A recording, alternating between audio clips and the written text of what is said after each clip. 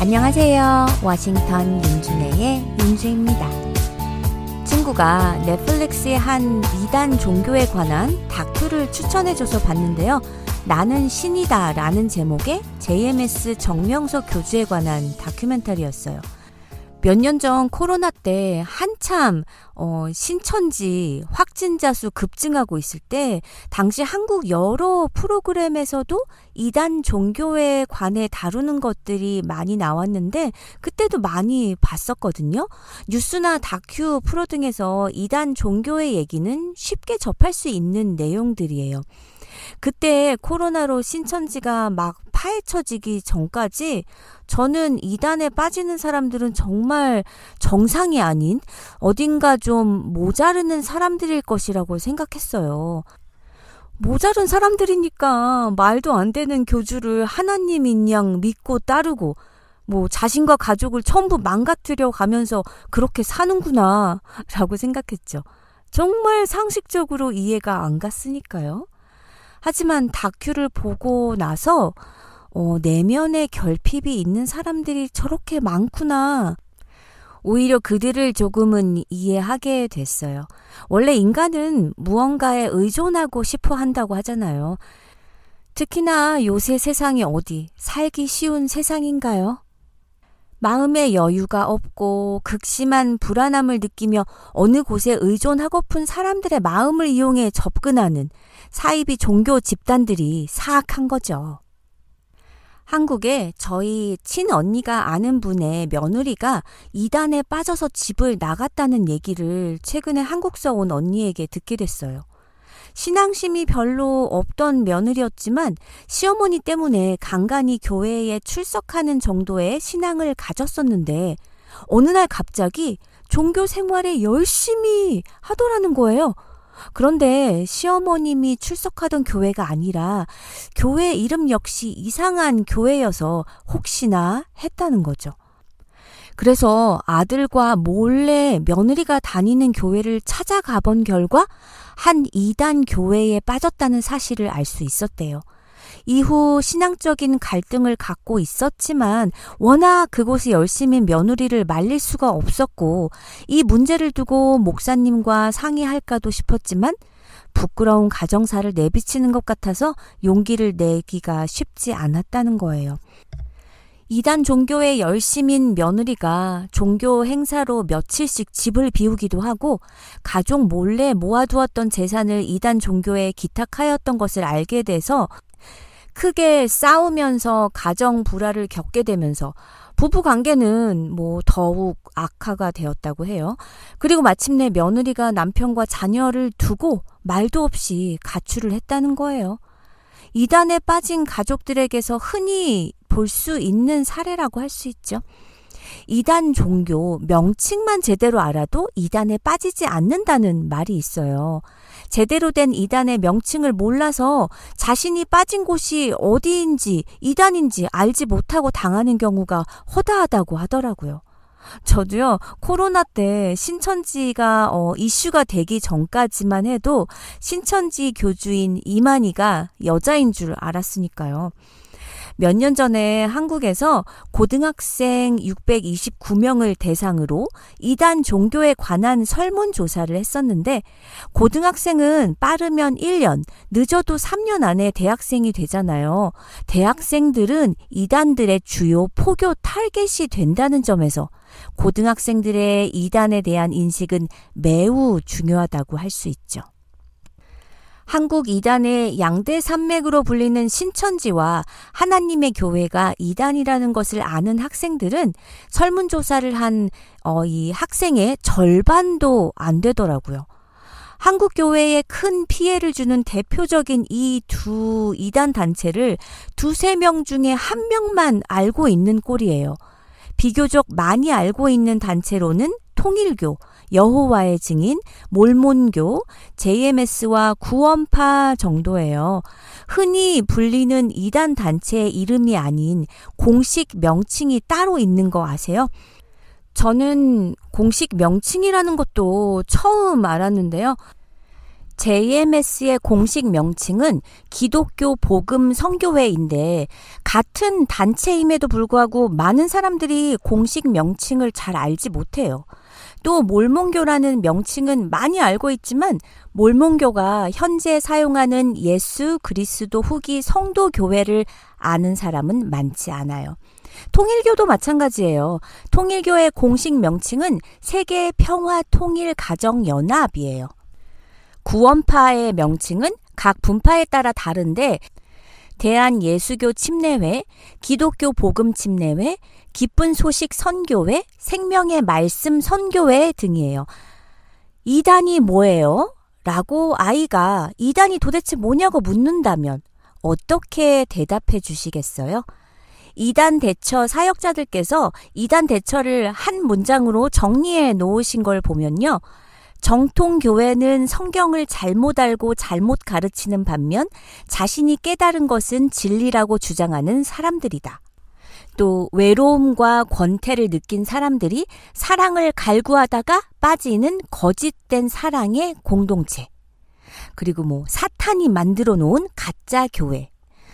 용어적으로 이단은 끝이 다른 것이라고 합니다. 이 단어는 이단의 겉모습을 설명할 때 큰 가치가 있어요. 이단들의 겉모습은 정통 기독교인들과 다를 바가 없죠. 같은 성경을 보고 같은 하나님을 찾고 같은 찬양을 하기도 하고 기도를 합니다. 기독교인들과 똑같이 사도신경을 외고 구원을 얘기해요. 아니 정통교회에 다니는 크리스천들보다 훨씬 더 기도를 많이 하고 전도에 열심이고 성경 공부도 열정적으로 해요. 그런데 끝은 완전히 달라요. 1915년부터 2018년까지 이단 등으로 규정한 단체의 숫자는 무려 86개에 달한다고 합니다. 이 중에는 자신의 이름으로 세례를 주는 사람도 있는데 안상홍 증인회가 대표적이에요. 그들은 성부 하나님, 성자 예수님, 성령 안상홍, 그리스도 하면서 세례를 준다고 하네요. 교주의 이름으로 넣어 주기도문 형식으로 만들어서 암송을 하기도 하는데 예를 들어 하늘에 계신 아버지 안상홍님이라고 하고 찬송가에도 노골적으로 안상홍 하나님이라고 돼 있답니다. 미쳤어요. 어이가 없네요. 제가 고등학교 때 여름방학에 한국을 갔는데요. 한국과 미국은 방학 날짜가 틀리니까 당시 제 초등학교 친구들은 방학 전이었고 또 고딩들은 학업에 열중할 때라 바쁘니까 제가 심심한 날이 많았어요. 그날도 심심하던 오후 길거리 서점에 들어가 당시 엄청 유행하던 원태연 시인님의 시집과 다른 시집을 사서 나오는 길이었어요. 낯선 언니가 다가오더니 저에게 말을 시키는 거예요. 처음엔 뭘 아세요? 라고 묻는데 그 단어를 못 알아듣고는 네? 누구요? 라고 말했더니 아니 그게 아니고 어디 가세요? 네, 저 집에 가는 길인데요. 저랑 같이 가시면 친구가 많아요. 저는 학원 수강생 모집하는 곳인 줄 알았어요. 친구가 많다 그러길래.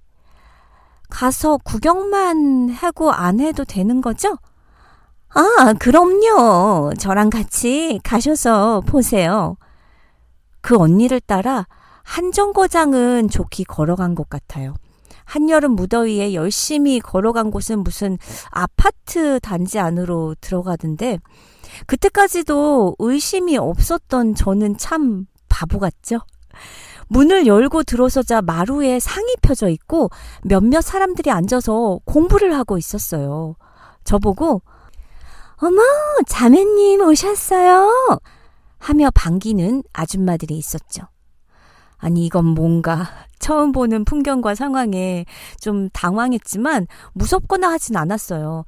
다른 사람들과 함께 앉았는데 종이에 그림을 그리면서 설명을 하면서 저보고 육각수를 아세요? 하는데 저는 네 알아요. 흥부가 기가 막혀 노래잖아요. 저는 가수 육각수를 말한 거죠. 어찌어찌해서 종이에 다단계 같은 표를 그리면서 맨 위가 조상님이라고 했어요. 그러더니 저보고 다른 방으로 가자고 해서 그냥 따라갔죠? 그러더니 센 노란색 한복을 저에게 막 입히는 거예요. 저도 참 웃긴 건 순진한 건지 그냥 입혀주는 대로 노란 한복을 입었답니다.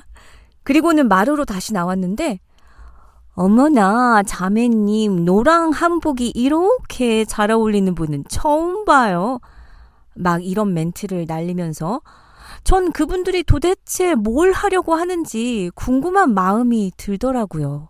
제가 호기심이 좀 많아서. 자매님, 우린 이제 조상님께 제사를 드려야 합니다. 라고 하시는 거예요. 네? 조상님께? 제사요? 왜요? 우리의 신이시니까요. 네, 그럼 제사를 드리세요. 제가 그랬더니 오늘 처음 오신 자매님께서 제사 비용을 내셔야 하는데요. 그 말을 듣는 순간 막 화가 나는 거예요. 단순히 돈을 뜯어내는 단체인가? 라는 생각이 들면서 저도 모르게 화를 이기지 못하고 씩씩거리면서 한복을 갈아입었던 방으로 달려가서 순식간에 제가 원래 입고 있던 원피스로 후딱 갈아입고 한복을 바닥에 패대기 쳤어요. 그리고 시집을 챙겨 들고 원피스 주머니에 있던 시집 사고 남은 잔돈, 제 기억에는 한 3,700원 정도? 당시 시집 한 권에 3,500원 그랬던 시절에 10,000원 용돈으로 가지고 나와서 시집 2권 샀으니 그 정도 남아 있었을 거예요. 그 돈을 주머니에서 꺼내 동전까지 싸그리 그 집 바닥에 확 던져버리고는 당신들이 원하는 게 이거였어요? 하고는 순식간에 신발 신고 아파트를 나와 달리기 시작했어요. 너무 웃기죠? 꼴랑 3,700원 바닥에 내동댕이 치고 당신들이 원한 게 이런 거였어요? 라고 했다는 게. 아유, 그래도 그땐 무섭더라고요. 쫓아와서 잡아갈까봐. 뒤도 안 보고 냅다 정신없이 달렸어요. 뒤에서 쫓아오던 여자분은 자매님 이런 게 아닙니다. 저희가 원한 건 이런 게 아니에요. 라며 끝까지 저를 쫓아올 듯 싶더니 더 이상 소리가 안 들렸어요. 저는 어디에 있는지도 모르는 동네에서 땀 범벅돼가지고 그냥 택시를 잡아 타고 엄마가 계신 삼촌 집으로 왔죠. 그 후 며칠 후에 그것이 알고 싶다라는 다큐 프로에 이 돌을 아십니까? 이게 방송됐어요.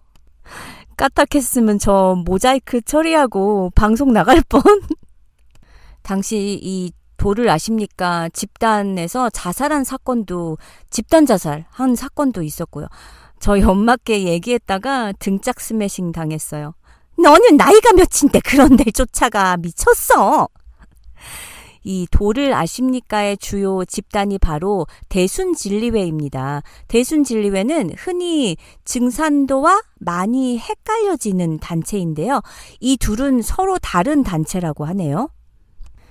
현재 사이비 종교로 규정된 종교의 신자들은 최대 66만 명에 이를 것이라고 추측되고 있지만 정확한 숫자는 모르죠. 그 사람들이 인구조사할 때 종교란에 이단이라고 쓰지 않는 다음에야 파악하기 어려운 거 아니겠어요? 그러나 분명한 것 한 가지는 처음부터 이단에 빠지고 싶어서 빠지는 사람은 단 한 사람도 없다는 겁니다. 여러 가지 이유로 이단에 빠지게 되지만 첫째는 자신이 가진 신앙이 크게 마음에 와닿지 않아서 진실된 신앙생활을 하지 못하고 있는 경우예요. 그런데 이단 종교에서 강력한 종교적인 체험을 하게 되면 마치 이것이 진짜인가 싶은 착각에 빠지게 되고 여기가 마치 진짜 하나님이 계신 것 같은 생각에 빠지게 되겠죠. 둘째는 가정에서 마음에 느껴지는 참사랑의 갈증이 있을 경우인데요. 예를 들어 가족 안에서 행복하지 않고 환대받지 못하고 살아가고 있는데 사이비 집단의 사람들이 가족보다 더 살갑게 자신을 챙겨주고 이해해주면 이단에 빠지는 경우가 많은 거예요. 셋째는 이단에 넘어가는 사람들은 심성이 대부분 착한 사람들이라는 점입니다. 그렇게 다가온 사람들을 매정하게 끊어버리지 못하고 그들이 말하는 것을 그대로 들어주다 보니 말도 안 되는 논리인데도 어찌어찌 하다 보니 그렇게 되어진 경우가 많은 거예요. 제가 아틀란타에 살 때 저희 집 아래층에 잠시 새들어 사시던 가족분들이 이단 종교를 가지신 분들이었어요. 너무 멀쩡하고 똑똑하고 예의 바르고 나중에 그분들의 종교를 알게 되고는 이단에 빠진 사람들도 평범한 사람이구나 알고 정말 놀랬던 적이 있었거든요. 미국에도 한국 이단들의 활동이 활발하다는 거 아세요? 미국 대각성 운동의 중심 지역인 동북부 지역에서 시작된 몰몬교가 대표적입니다. 현재 한국에서도 적지 않은 교세를 가지고 있는 몰몬교는 미국에 제2차 대각성 운동이 일어났던 19세기 초중반에 발흥했어요. 또 뉴욕 지역에선 한국 이단의 뿌리인 통일교가 중심입니다. 맨하탄에서 통일교의 거점인 뉴요커 호텔이 있고요. 뉴욕주 북부 허슨밸리에는 문선명의 저택과 통일교 신학교 등이 자리 잡고 있어요. 그리고 하나님의 교회 세계복음선교협회의 미국 현황은 독보적입니다. 하나님의 교회의 홍보 동영상과 자료에 따르면 미국 내 50개 주의 거점을 마련했다고 주장하고 있어요. 신천지는 LA, 샌프란시스코, 시카고, 뉴욕 등지에 거점을 두고 있는 신천지도 한인 밀집 지역을 중심으로 교민사회에 파고들고 있죠. 세계 도처에 심각한 피해를 일으키는 한국산 이단 사이비에 대해 사이비 규제법으로 조치를 해야 한다는 목소리가 높아지고 있는데요. 한국 사회는 이미 신천지, JMS, 통일교 등으로 인한 심각한 피해를 겪어왔죠.